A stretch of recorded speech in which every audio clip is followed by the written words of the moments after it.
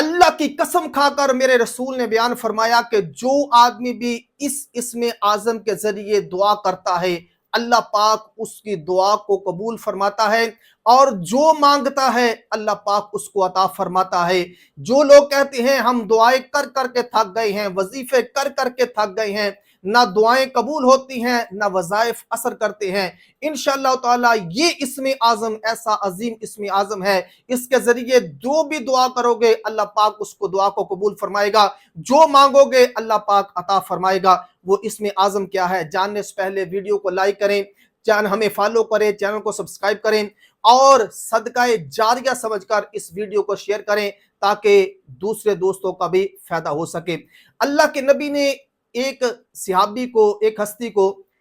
इस तरह दुआ करते हुए देखा, सुना हुजूर ने, तो हुजूर ने फरमाया अब मांग, जो मांगेगा अल्लाह की कसम अल्लाह पाक तुझे अता करेगा। वो इस्म आज़म क्या है? वो सहाबी इस तरह मांग रहे थे, अल्लाहुम्मा इन्नी अस्अलुका बे अन्नी अशहदु अन्नका